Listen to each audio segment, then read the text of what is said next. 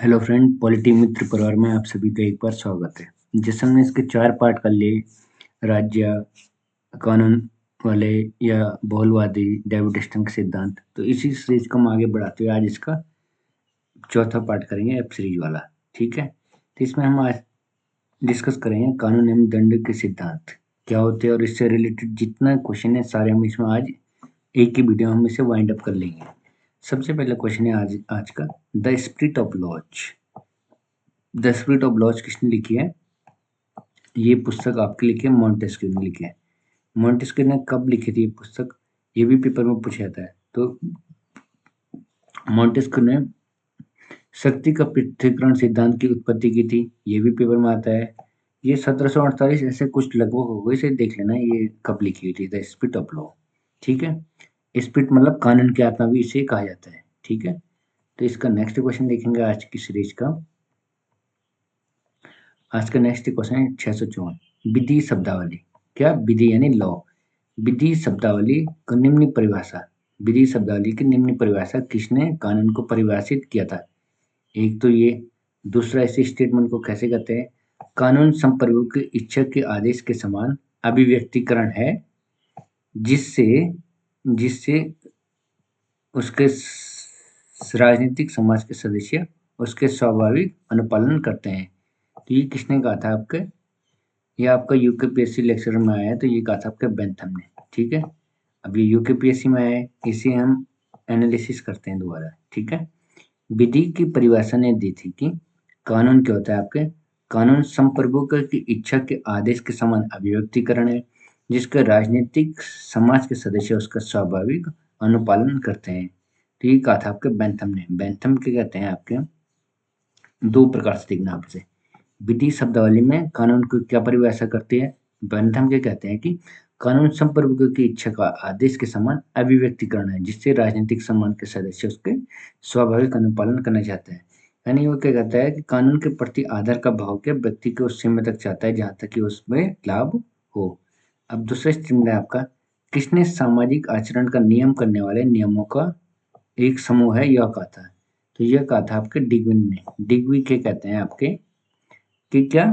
कानून सामाजिक आचरण का नियमन करने वाला एक समूह है। ऐसे ही हॉलैंड हॉलैंड ने क्या कहा है? आचरण उन सामान्य नियमों का कानून कहते हैं जो मनुष्य के बाह्य आचरण से संबंधित होते हैं, जिन्हें सत्ता या एक निश्चित सत्ता लागू करती है, और यह निश्चित सत्ता राजनीतिक क्षेत्र के मानवीय सत्ता से सर्वोच्च होती है। ऑस्टिन ने क्या कहा है आपका? कानूनी संप्रभुता को सर्वोच्च मानता है। कौन मानता है? ऑस्टिन मानता है। अब नेक्स्ट क्वेश्चन है, कानून समस्त वासनाओं से रहित विवेक है, यह ईश्वर तथा विवेक की विशुद्धि वाणी है। यह परिभाषा किसने दी है? क्या? कानून समस्त वासनाओं से रहित विवेक है, यह ईश्वर तथा विवेक की विशुद्धि, यह परिभाषा किसने दी है आपकी? तो कानून के समस्त ये आपका अरस्तु ने दी है ये। ठीक है, ये आप हमेशा इंपॉर्टेंट क्वेश्चन है, ये आप याद रखेंगे। कानून समस्त वासनाओं से रहित विवेक है। कानून समस्त वासनाओं से रहित विवेक है, यह ईश्वर तथा विवेक की विशुद्ध वाणी। ये किसने कहा था? आपका अरस्तु ने। क्यों? अरस्तु का विश्वास था कि जो यथार्थ जगत में केवल साधारण लोगों का ही शासन पाया जाता है। ठीक है, अथवा व्यवहारिक दृष्टि से देखा जाए तो यह विधि का शासन ही क्या होता है आपका? सर्वोत्तम मानता है वो विधि के शासन को। राज्य विधि का शिशु तथा जनक दोनों है। राज्य को विधि का शिशु तथा जनक दोनों ही कौन मानते हैं आपका? मैकाइवर मानते हैं। मैकाइवर ने क्या कहा है आपका कि राज्य विधि और शिशु, यानी विधि का शिशु, विधि का शिशु यानी लॉ का शिशु और जनक दोनों है। और राज्यों के कार्य के संचालन एक संविधान के तहत होता है, और राज्य उस संविधान के तहत ही कार्य को संपन्न कराता है। इस प्रकार राज्य क्या? विधि का शिशु है, और दूसरी तरफ संविधान का निर्माण राज्य ही करता है। इस प्रकार राज्य विधि का जनक भी कहलाता है। ठीक है, नेक्स्ट क्वेश्चन हम आज की सीरीज का देखेंगे आपका 658, डाइसी ने निम्न में से किस डाइसी ने निम्न से किस अवधारणा को सर्वश्रेष्ठ व्याख्या की थी? तो डाइसी किसकी सर्वश्रेष्ठ व्याख्या करते हैं आपके? डाइसी ने क्या किया था आपके? विधि का शासन। ठीक है, क्या? डाइसी विधि के शासन की सर्वश्रेष्ठ व्याख्या करते हैं। डाइसी ने क्या कहा था विधि के शासन के बारे में कि किसी देश के शासन का संचालन किन्हीं विशेष व्यक्ति की इच्छा द्वारा नहीं, वरन विधि के द्वारा ही किया जाना चाहिए। इसका सर्वोत्तम उदाहरण ब्रिटेन की शासन व्यवस्था है। क्यों? अब ब्रिटेन की शासन व्यवस्था क्या कहती है? ब्रिटेन में सभी व्यक्ति चाहे उनका पद या स्थिति कुछ भी क्यों ना हो, एक ही प्रकार के विधि और एक ही प्रकार के न्यायालय के अधीन होता है। ठीक है। अब बेंथम का सर विधि का लक्ष्य क्या है? बेंथम विधि का लक्ष्य क्या मानते हैं? बेंथम का सर विधि का लक्ष्य क्या होता है? अधिकतम व्यक्तियों का अधिकतम सुख। ये तो आपने भी देखा भी होगा, इनकी जो इनकी बुक थी उसमें भी लिखा गया है ये। बेंथम के कहते हैं विधि के बारे में अधिकतम व्यक्तियों का अधिकतम सुख की बात करते हैं। अब इनकी एक पुस्तक थी नैतिकता एवं विधि निर्माण के सिद्धांत की रूपरेखा। कब लिखी गई है? 1789 में। ये भी इम्पोर्टेंट है। ठीक है। इसी में इन्होंने क्या कहा था? अधिकतम लोगों का अधिकतम सुख होता है। अब कानून के संप्रभुओं की आज्ञा यानी कानून के संप्रभुओं की आज्ञा की बात कौन करते हैं आपके? जॉन ऑस्टिन करते हैं कानून के अंतर्गत। ठीक है। जॉन ऑस्टिन क्या कहता है आपका कि कानून संप्रभु का आदेश है, यानी उच्चतर का निम्नतर पर आदेश होता है। और इसमें क्या होता है आपका? प्राकृतिक कानून, दैवीय कानून, परंपराओं, प्रथाओं, सही अर्थों में कानून नहीं कह सकते, क्योंकि किसी संप्रभु के आदेश की अभिव्यक्ति इसमें भी नहीं है। इसी प्रकार ऑस्टिन भी क्या करते हैं? सकारात्मक कानून की धारणा में पूर्व प्रचलित मान्यताओं का कोई स्थान नहीं देते हैं। अभी देखो फिर रिपीट क्वेश्चन आ गया, इंपॉर्टेंट है। कानून उच्चतर द्वारा निम्नतर को दिया गया आदेश है। यह कानून के किस परिभाषा में दिया गया है? तो ये किसने दिया है आपका? ऑस्टिन कहते हैं। ठीक है। ये इंपॉर्टेंट क्वेश्चन है। अब जहाँ कानून नहीं होता है वहाँ स्वतंत्रता नहीं होगी। जहाँ कानून नहीं होगा वहाँ स्वतंत्रता नहीं होगी। इसकी बात कौन करते हैं हमेशा? जॉन लॉक इसकी बात करते हैं। जहाँ कानून नहीं होगा वहाँ समानता नहीं होगी। ठीक है। जहाँ कानून नहीं होगा वहाँ समानता नहीं होगी। ओके। अब नेक्स्ट क्वेश्चन देखेंगे 663 आज का। ये सारे रिपीटेड क्वेश्चन आप देखना, ये बहुत हेल्पफुल आपको करेंगे। इससे पूरे क्वेश्चन हमारे पूरे पार्ट सॉल्व हो जाता है। ये चैप्टर वाइज करा रहा हूँ, इसका बेनिफिट आपका यही है। नेक्स्ट है आपका दंड का प्रतिकारात्मक सिद्धांत। दंड का प्रतिकारात्मक सिद्धांत क्या है आपका? बदले के सिद्धांत पर आधारित होता है। ठीक है। यानी रिट्रीब्यूटिव थ्योरी की होती है आपके कि अपराधी को अवश्य दंड मिलना चाहिए। क्या? अपराधी को अवश्य दंड मिलना चाहिए, क्योंकि उसने अपराध किया। और यह सिद्धांत जैसे को तैसा, यानी tit for tat, tit for tit, या जैसी करनी वैसी भरनी पर आधारित होता है। हम नेक्स्ट क्वेश्चन देखेंगे 664। विधि का शासन जिस प्रकार की समानता को प्रतिष्ठापित करता है। क्या? विधि का शासन जिस प्रकार की समानता को प्रतिष्ठापित करता है वह क्या कहलाती है? तो वह क्या कहलाता है आपका? प्रक्रियात्मक न्याय कहलाता है। ठीक है। वो क्या कहलाता है? प्रक्रियात्मक न्याय कहलाता है। नेक्स्ट क्वेश्चन है आज का। मैक्स वेबर का कार्य। मैक्स वेबर का कार्य संकेंद्रण है। किस पर मतलब केंद्रित है मैक्स वेबर का कार्य? विधिक संरचना पर केंद्रित है।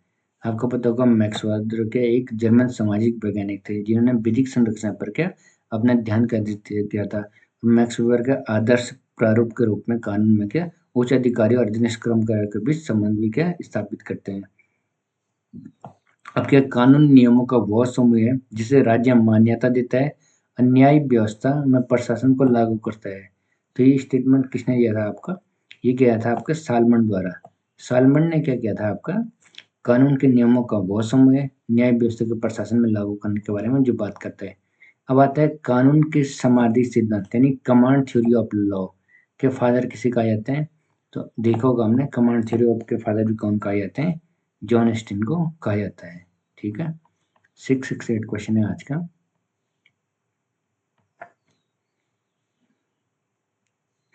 कानून का सर्वमान्य स्रोत क्या है? कानून का सर्वमान्य स्रोत क्या है आज का? कानून का सर्वमान्य स्रोत है हमारा विधान मंडल। ठीक है। क्या हमारा कानून का सिद्धांत? विधान मंडल को कहा जाता है, यानी इसका ऑप्शन डी सही हो जाएगा। ठीक है। ऑप्शन डी सही हो जाएगा। अब कानून राज्य का पूर्ववर्ती है, यानी कानून राज्य से पहले और राज्य से ऊपर है। ये किसने कहा था? ये हमने कल भी एक स्टेटमेंट में बात की थी।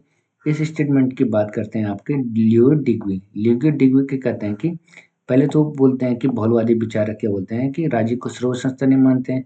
और इनके अनुसार क्या होता है अन्य संस्थाओं के जैसे परिवार, चर्च, स्कूल इत्यादि समान ही है। इस तरह से कानून के संदर्भ में भी बहुलवादी क्या करते हैं? कानून को राज्य से सर्वोच्च मानते हैं। और डिग्वी ने यहाँ यहाँ तक कह दिया कि कानून राज्य से पूर्ववर्ती है, राज्य से ऊपर नहीं है। अब ये क्वेश्चन फिर रिपीट हो गया। राज्य विधि का नहीं वरन विधि राज्य का निर्माण करती है। तो ये आपका किसने कहा था? क्रैब ने कहा था। ठीक है, अगर क्रैब ने होता तो इसका आंसर क्या हो जाता है, ये भी देखना आप। ठीक है, राज्य कानून का शिशु और जनक है। शिशु और जनक की बात कौन करते हैं? हमेशा मैकाइवर करते हैं। किसके लिए? कानून के लिए। और कानून में क्या? राज्य के पक्ष में। ठीक है, नेक्स्ट क्वेश्चन है, किस देश को विधि का शासन के परंपरागत स्थान माना जाता है? अब विधि के शासन का परंपरागत स्थान कहाँ से स्टार्ट होता है? सबसे पहले न्याय इंग्लैंड से ही हुआ था। अब 673 यानी 673 को देखेंगे आज का क्वेश्चन। विधि के शासन की आधुनिक संकल्पना को निरूपित करने का श्रेय किसे आता है? अब विधि की संकल्पना को निरूपित करने का श्रेय किसके आता है? विधि का शासन का संकल्पना का श्रेय एबी डाइसी को जाता है। एबी डाइसी क्या कहते हैं आपके? एबी डाइसी का देखा होगा आपने, इन्होंने विधि की संकल्पना का उदय ब्रिटेन में हुआ है। विधि के आधुनिक संकल्पना का श्रेय भी क्या? डाइसी को जाता है। अब कानून के शासन का मुख्य उद्देश्य क्या सुनिश्चित करता है? सभी चीजों को ये करता है। जैसे कानून का शासन बोलता है प्रेस की स्वतंत्रता होनी चाहिए, नागरिक की स्वतंत्रता होनी चाहिए और न्यायपालिका की स्वतंत्रता, तीनों सभी स्वतंत्रता की बात कौन करता है? आपके डाइसी की ये ऑस्टिन करता है। ठीक है, निम्नलिखित में से किसने कहा कि कानून न्यायचित और अनन्यायचित के नियम है? क्या बोल रहा है? कानून न्यायचित और अनन्यायचित के कानून क्या? न्यायचित। एक हो गया आपका न्यायचित, दूसरा हो गया अनन्यायचित के नियम है। जो कोई विधि से विपरीत नहीं और उसे अनियोजित नहीं माना जाएगा। तो ये क्या करते हैं? होप्स की बात करते हैं। ठीक है, मैक्स वेबर का आंसर सर्वश्रेष्ठ बात किया तो मैक्स हमेशा सर्वश्रेष्ठ किसे मानता है? जो लॉ रहता है, विधेय होता है, विवेकपूर्ण होता है। मैक्स वेबर ने सत्ता के 3 प्रकार बताए हैं, याद रखना आप। एक होता है आपका पारंपरिक सत्ता होती है, एक होता है आपके चमत्कारिक या करिश्माई सत्ता होती है, तीसरा क्या होता है आपके विधिक सत्ता की बात करता है या विवेकपूर्ण सत्ता की बात करता है। अब 677 क्वेश्चन है आपका, जवाबित का सिद्धांत किससे संबंधित है? तो जवाबित हमेशा राज्य कानून से संबंधित है। क्यों? क्योंकि जो देवीय सिद्धांत है आपका या प्राकृतिक शासन सिद्धांत है, ये सभी इनके विपरीत क्या होता है? इनका संबंध क्या होता है? जवाबित का संबंध क्या होता है? आपके राज्य के कानून से है। और मुगल काल में क्या होता है? अधिकांश को कानून क्या? देवीय कानून, यानी जिसे कानून शरीयत भी कहा जाता है, उसके अनुसार चलते थे, देवी के अनुसार। और जबकि अभी जवाबित यानी राज्यों के कानून का अस्तित्व होता है, जिसका अनुसार क्या होता है? विधिक अधिकारी नियुक्त किए गए थे। वर्तमान में संसद ऐसे कानूनों का निर्माण करती है। अब 678 क्वेश्चन है आज का, कानून कानून क्या? बाह्य कार्यों के वे सामान्य नियम है जिनका प्रभुत्व संपन्न राजनीतिक सत्ता लागू करती है। ठीक है, तो ये किसने कहा था आपका? ये कहा था आपका हॉलैंड ने। ये स्टेटमेंट आपका दिया था। किसने दिया था ये आपका स्टेटमेंट? हॉलैंड ने। हॉलैंड क्या कहते हैं आपका? कानून बाह्य कार्यों के वे सामान्य नियम है जिनका प्रभुत्व क्या? संपन्न राजनीतिक सत्ता लागू करती है। तो ये हॉलैंड कहते हैं। ठीक है, नेक्स्ट क्वेश्चन है आपका, एकात्मक सरकार में कानून बनाने की सत्ता क्या? एकात्मक सरकार में कानून बनाने की सत्ता सतत रूप से एक केंद्रीकृत शक्ति के में निहित होती है। ठीक है, तो केंद्रीकृत शक्ति में और एकात्मक में कौन बात करते हैं? फाइनर कहते हैं। फाइनर क्या कहते हैं? एकात्मक सरकार में कानून बनाने की शक्ति केंद्रीकृत सरकार में क्या करती है? निहित होती है। अब है नेक्स्ट 680 क्वेश्चन, कानून का सर्वाधिक स्वीकृत सिद्धांत कौन सा है? कानून का स्वीकृत सिद्धांत कौन सा है आपका? आदेशात्मक सिद्धांत होता है। ठीक है, स्वीकृतात्मक सिद्धांत होते हैं। और इस सिद्धांत के समर्थक कौन कौन है? बॉन्डो हो गया, हॉब्स हो गया, बेंथम हो गया और ऑस्टिन हो गया। ठीक है, अब कानून न केवल जनमत के आधार पर, क्या बोल रहे हैं? कानून न केवल जनमत के आधार पर बने बल्कि कानून के आपके जनमत के आगे आगे भी चले। ठीक है, जनमत के क्या? आगे आगे भी चले।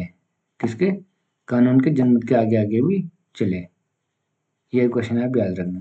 ठीक है, कानून के जनमत के आगे आगे भी चले। तो ये कौन करते हैं? डॉक्टर पी एस मोहर इसकी बात करते हैं। क्या? डॉक्टर पी एस मोहर कहते हैं कि कानून न केवल जनमत के आधार पर बने बल्कि कानून जनमत के आगे आगे भी चले। 682 क्वेश्चन है आज का, किसने कानून को उच्चतर द्वारा निम्नतर को दिए गए आदेश के रूप में परिभाषित किया गया है? टी एच ग्रीन हो गया आपका, या प्रोफेसर हॉलैंड हो गए, जॉन ऑस्टिन हो गए और बेंथम हो गए।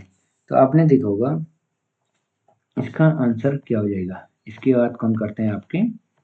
682 इसका आंसर हो जाएगा जॉन ऑस्टिन। जॉन ऑस्टिन ने कहा है कि कानून उच्चतर द्वारा निम्नतर को दिया गया आदेश के रूप में परिभाषित करता है, लेकिन ये कानून संप्रभुता करके एकलवादी सिद्धांत के समर्थक थे। अब क्या आपका अंतर्राष्ट्रीय कानून अपने संप्रयोग में, अंतर्राष्ट्रीय कानून का क्या प्रयोग होता है हमेशा विश्वव्यापी प्रयोग होता है, ठीक है।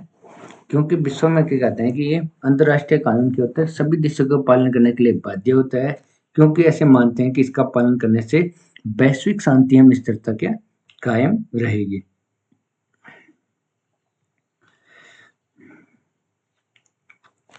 नेक्स्ट है, निम्नलिखित में कौन शुम्पीटर में लोकतंत्र के साथ साथ अभिजात वर्ग के अनुकूल बनाने के लिए आवश्यक पूर्व पक्ष नहीं है।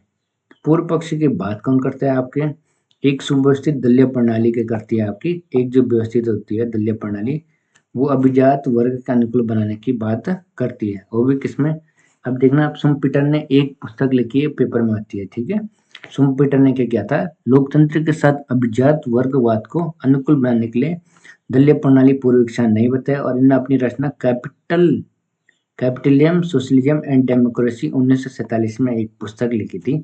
इसके अनुसार ये कहते हैं कि लोकतंत्र एक ऐसी संस्थात्मक व्यवस्था है जिसमें नेता लोगों के वोटों के लिए प्रतिस्पर्धा करते हैं, और इनके अनुसार क्या होता है, लोकतंत्र बाजारवादी साम्य व्यवस्था की भांति है जिसमें नेता अधिक से अधिक वोटों की खरीद करता है तथा मतदाता उस व्यक्ति या दल को वोट देता है जिसमें उन्हें अधिकतम लाभ प्राप्त हो। अब कौन सा दंड का सिद्धांत नहीं है, अब दंड का सिद्धांत कौन सा नहीं है, अब देखना है नहीं है पूछे, तो प्रतिशोधात्मक दंड का सिद्धांत होता है, प्रतिरोधात्मक भी होता है, सुधारात्मक भी होता है, लेकिन क्या होता है आपका वितरणात्मक क्या होता है, वितरणात्मक हमेशा दंड का सिद्धांत नहीं होता है, ये आप याद रखना, ठीक है। अब इन तीनों के बारे में हम एनालिसिस करते हैं, प्रतिशोधात्मक क्या है, प्रतिरोधात्मक क्या है और सुधारात्मक क्या होता है। प्रतिशोधात्मक का अर्थ क्या होता है, बदला लेना है, जैसे हम बोलते हैं प्रतिशोध यानी हम बदला लेंगे, जैसे इसमें दिया जिसका आधार होता है जैसे को तैसा, यानी आंखों के लिए आंख और दांतों के लिए दांत, ये होता है प्रतिशोधात्मक कॉन्सेप्ट बात करते हैं। अब प्रतिरोधात्मक अवरोध की बात करते हैं, पहले में क्या था प्रतिशोध यानी बदला लेना, इसमें क्या था दूसरे व्यक्ति की अपराधी की दुर्दशा देखकर डरें और अपराध ना करें, ये इसमें मेन पॉइंट है, डरे और अपराध ना करें। तीसरा क्या सुधारात्मक, अपराधी एक मानसिक दोषी है जो अपराधी को सजाने के लिए दंड नहीं परंतु सहानुभूति की आवश्यकता होती है, तो ये बात कौन करते हैं, सुधारात्मक सिद्धांत। वितरणात्मक क्या है, ये न्याय की धारणा से इनका सिद्धांत जुड़ा हुआ माना जाता है। 686 क्वेश्चन है आज का। ऐसे कानून को क्या कहते हैं, जो राज्य द्वारा निर्मित एवं राज्य के क्षेत्र के अधीन सभी लोगों पर लागू होते हैं। तो पारंपरिक कानून, अंतर्राष्ट्रीय कानून, राष्ट्रीय कानून, तो ये क्या आपका राष्ट्रीय कानून क्या है, राष्ट्रीय कानून इसका आंसर हो जाएगा, ठीक है। तो आज की सीरीज के लिए इतना ही, थैंक यू दोस्तों। अब जी सीरीज हम इससे नेक्स्ट वाले पार्ट में देखेंगे आपका शक्ति सत्ता एवं प्रभाव क्या होता है। धन्यवाद आप सभी का।